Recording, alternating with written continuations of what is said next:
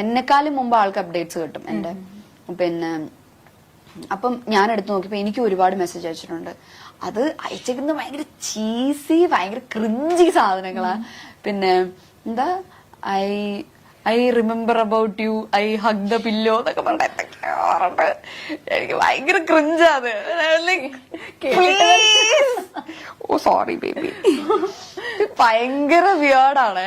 അപ്പൊ ഞാൻ ആലോചിക്ക, എന്റെ നോർമൽ ലൈഫിലാണ് വെറുതെ എന്റെ പുറകെ നടന്നപ്പോൾ ഇത്രയും ഡയലോഗ് അടിച്ച് ഞാൻ ഓട്ടിക്കും. ഞാൻ എനിക്ക് ഇഷ്ടമല്ല ഇങ്ങനത്തെ ഒക്കെ പറയുന്നത്. യു ആർ മൈ വൈഫി എന്നൊക്കെ പറഞ്ഞ പ്ലീസ്, ഇങ്ങനെ യു ആർ മൈ വൈഫി, പിന്നെ I am a failure, together we can make this world beautiful എന്നൊക്കെ പറഞ്ഞിട്ടുള്ള മൂടാ. I am a failure, together I am sure എനിക്ക് ജീവിതത്തിൽ സക്സസ് ഉണ്ടാവും. പിന്നെ നമുക്ക് ഞാൻ എത്ര വർഷം വേണമെങ്കിലും കാത്തിരിക്കും. എന്തൊക്കെയോ കുറച്ച് ഈസി ഡയലോഗ്സ് ആണ്. അപ്പം അത് കഴിഞ്ഞപ്പോഴത്തേക്കും അതെ അവന് കളിക്കാൻ പറ്റില്ല, അവന് കേൾക്കാൻ പറ്റുന്നില്ല. അതെ ഭയങ്കര ക്രിഞ്ചായി പോയിരുന്നു. അപ്പൊ അങ്ങനെയൊക്കെ കഴിഞ്ഞപ്പോ ചേട്ടൻ ഇങ്ങനെ കണ്ടിന്യൂസ് ആയിട്ട് അയക്കുന്നുണ്ട്. ചേട്ടന് കണ്ടിന്യൂസ് ആയിട്ട് അയക്കുന്നുണ്ട്. ഓരോരുത്തർക്ക് ഇങ്ങനെ ഇതാകുന്നോണ്ട് അമ്മയുടെ ഫോണിലേക്ക് മെസ്സേജ്. അത് കോമഡി എന്ന് വെച്ച് കഴിഞ്ഞാൽ എന്റെ അമ്മയ്ക്ക് 2 ബ്യൂട്ടി സലൂൺസ് ഉണ്ട്. അപ്പം ഒരെണ്ണം നമ്മുടെ നാട്ടിൽ തന്നെ, ഒരെണ്ണം നമ്മുടെ വീടിന്റെ അവിടെ, അതായത് നമ്മുടെ മാരരി ബീച്ച് റിസോർട്ടിന്റെ അവിടെ, പിന്നെ ഒരെണ്ണം കണിച്ചുളങ്ങര എന്ന് പറഞ്ഞിട്ട് വേറെ സ്ഥലത്ത്, അതിന്റെ അടുത്ത് തന്നെ. അപ്പൊ ഈ കണിച്ചുളങ്ങര തുടങ്ങിയ പാർലറിന്റെ അടുത്ത് ഈ ആളുടെ ഏതോ ഒരു കസിനോ റിലേറ്റീവ് ആരും ഉണ്ട്. എങ്ങനെയോ പരിചയമുണ്ട്. റിലേറ്റീവ് ആണോ കസിൻ എന്താണെന്നൊന്നും എനിക്കറിയില്ല. എങ്ങനെയോ പരിചയമുണ്ട്. അവിടുന്ന് അമ്മയുടെ പാർലറിന്റെ അഡ്രസ് എടുത്തിട്ട്, ഫോൺ നമ്പർ ഉണ്ട് അവിടെ, ഫോൺ നമ്പർ എടുത്തിട്ട് അമ്മയുടെ ഫോണിലേക്ക് ടെക്സ്റ്റ് മെസ്സേജ് അയക്കാൻ തുടങ്ങി. മീനുവിനെ വിഷമിപ്പിക്കരുത് എന്നൊക്കെ പറഞ്ഞിട്ട്.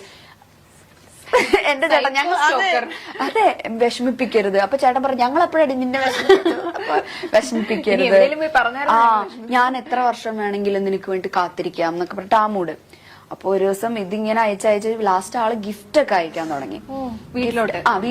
പാർലറിന്റെ അഡ്രസ് അറിയാവുന്നത്. പാർലറിലേക്ക് ഗിഫ്റ്റ് അയക്കാൻ തുടങ്ങി. പിന്നെ എന്തൊക്കെയോ വെച്ചിട്ടുണ്ട്. പിന്നെ വാലന്റൈൻസ് ഡേയുടെ അന്ന് അയച്ചു ഒരു കത്ത്. എന്താ അയ്യോ ആ വാചകം എന്തായിരുന്നു? കവിത വരുന്നില്ല, കവിത വരുന്നില്ല, ഇഷ്ടമാണ് എന്നെന്നും, സ്വന്തം പേര്, അങ്ങനെ വെച്ചിട്ടുണ്ട്. അങ്ങനെ അത്രയും ക്രിഞ്ചാണ്. അപ്പൊ ഞാൻ വീട്ടിൽ എന്നിട്ടൊരു മയിൽപീലിയുടെ ഇതും കുഴപ്പമില്ല. ഓ കുഴപ്പമില്ല. ഇല്ലില്ല കുഴപ്പമില്ല. അതെ ചാടിയതാ. സാരില്ല പോട്ടെ. ഇല്ലില്ല ഞാൻ ഇറക്കാൻ നോക്കിയ വഴി അതാ ചാടിയതാ. സാരില്ല പോട്ടെ. ഓ ചാടിയില്ല, ഞങ്ങൾ ചാടിയില്ല, ഞങ്ങള് കുഴപ്പമില്ല. പേടിച്ചു പോയി, പക്ഷെ നല്ല സാരില്ല. പേടിച്ചുപോയി. ഇല്ല അതെ അവൻ എത്ര ഉണ്ടെന്ന് കുറച്ച് ചാടിയതാ. ഇല്ല കുഴപ്പമൊന്നും പറ്റില്ല. എന്താ കരഞ്ഞേനെ? ഇതൊന്നും ഞങ്ങക്ക് പുത്തിരിയല്ല. ഇല്ല കുഴപ്പമില്ല, സാരില്ല. ഇവനായോണ്ട് അറിയിക്ക് വല്ലവരെ ഇപ്പൊ കടിച്ചു കയറി കൊന്നേനെ. എന്നിട്ട് ഇങ്ങനെ കൊറേ ഇങ്ങനെ ലെറ്റർ ഒക്കെ തന്നു. പിന്നെ മയിൽപീടിയുടെ ഒരു കീ ചെയിൻ, പിന്നെ ഒരു കമ്മല്, ഇതൊക്കെ തന്നു. ഞാനതൊക്കെ അവിടെ അടുത്ത് വെച്ചിട്ടുണ്ട്. പിന്നെ അത് കഴിഞ്ഞപ്പോഴത്തേക്കും തിരിച്ചയച്ചു കൊടുക്കാൻ ഈ മൂപ്പറുടെ അഡ്രസ് എനിക്ക് അറിയത്തില്ല. ഈ ഇങ്ങോട്ട് അയക്കുന്നതിൽ ആളുടെ ഫ്രം അഡ്രസ് ഇല്ല. അങ്ങനെ അയക്കാൻ പറ്റുമോ? കൊറിയറാ. ഫ്രം വെക്കാതെ അയക്കാൻ പറ്റുമോ? കൊറിയർ അയക്കാമല്ലോ. ഇതെന്തിന്റെ പ്രൊഫഷണൽ കൊറിയേഴ്സ് എന്തോ അങ്ങനെ എന്തോ ആണ്. അപ്പൊ അമ്മ എന്നോട് ആദ്യത്തെ ഗിഫ്റ്റ് അയക്കുന്ന സമയത്ത് എന്റെ അടുത്ത് ഇങ്ങനെ പറഞ്ഞിട്ടുണ്ടായിരുന്നു, പ്രൊഫഷണൽ കൊറിയേഴ്സ് എന്നപ്പോ എനിക്ക് പ്രൊഫഷണൽ കൊറിയേഴ്സ് വഴിയൊന്നും വരില്ല. പ്രൊഫഷണൽ കൊറിയേഴ്സ് DTDC എന്തോ ആണ്, വരില്ല. എനിക്ക് പിന്നെ ആമസോൺ ഫ്ലിപ്കാർട്ടൊക്കെ വരുള്ളൂ. അപ്പൊ അത് പ്രൊഫഷണൽ വഴി വരേണ്ട കാര്യമില്ലല്ലോ. അപ്പൊ അമ്മ ചെന്നപ്പോ പറഞ്ഞു മോളെ ഇത് ഇങ്ങനെയാന്നാണ്. പിന്നെ എനിക്ക് എന്തൊക്കെയോ അയക്കുന്നുണ്ട്. ഫെസ്റ്റിവലിന് സ്പെഷ്യൽ ഓഫർ ഒക്കെ ഉണ്ടാവും. വാലന്റൈൻസ് ഡേ, അതെ അങ്ങനെയൊക്കെ ഉണ്ടാവും. ദീപാവലിക്ക് അല്ലല്ലോ, ദീപാവലിക്കാണോ? ദീപാവലിക്ക് സ്വീറ്റ്സ് അയച്ചിട്ടുണ്ടായിരുന്നു. ഡയറി മിൽക്കിന്റെ എന്തൊക്കെയോ കുറേ സ്വീറ്റ്സ് ഒരു പാക്കറ്റിലാക്കി അയച്ചിട്ടുണ്ടായിരുന്നു. അത് ആമസോൺ വഴി എന്തോ ആയിരുന്നു. അങ്ങനെ എന്തൊക്കെയൊക്കെയോ വഴി ആള് അമ്മയുടെ പാർലറിലേക്കാണ് അയക്കുന്നത് സാധനം. അയച്ച് ലാസ്റ്റ് ലെറ്റർ വരുന്നു. ഇങ്ങനെ എന്നുവെച്ചാൽ എന്നെ അറിയാവുന്നവർക്കൊക്കെ മെസ്സേജ് അയക്കാൻ തുടങ്ങി.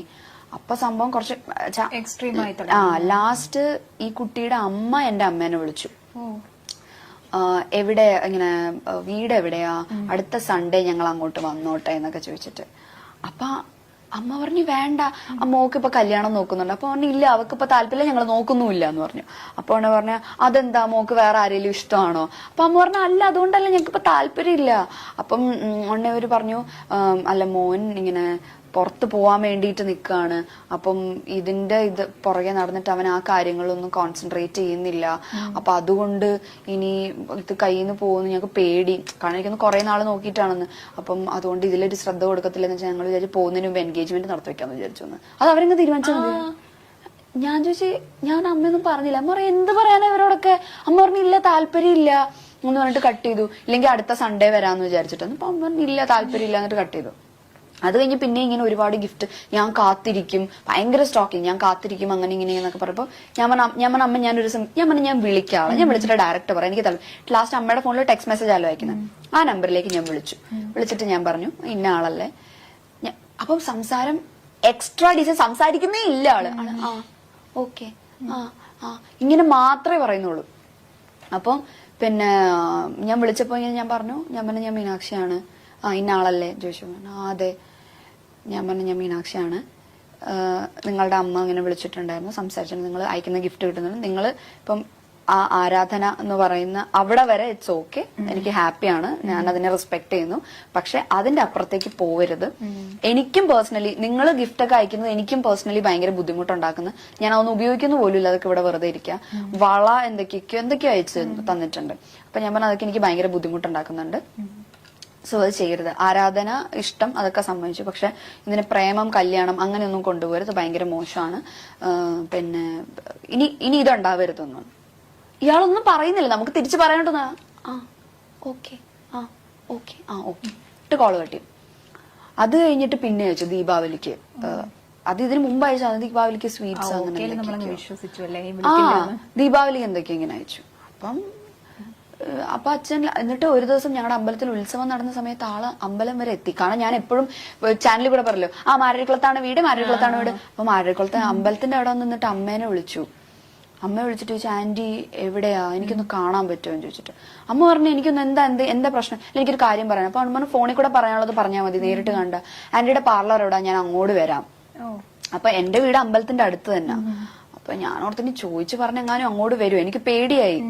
ആ പ്രദേശത്ത് ഇപ്പൊ അച്ഛനാണെങ്കിലും അല്ല എന്നെ മാത്രല്ല, അച്ഛൻ ബാങ്ക് ഉദ്യോഗസ്ഥനായിരുന്നു. അപ്പൊ അച്ഛന് ഇപ്പം മറ്റേ ഈ ലോണിന്റെ കാര്യത്തിലാണെങ്കിൽ അച്ഛൻ എല്ലാവരോടും സംസാരിക്കും, ഭയങ്കര സോഷ്യൽ അച്ഛൻ.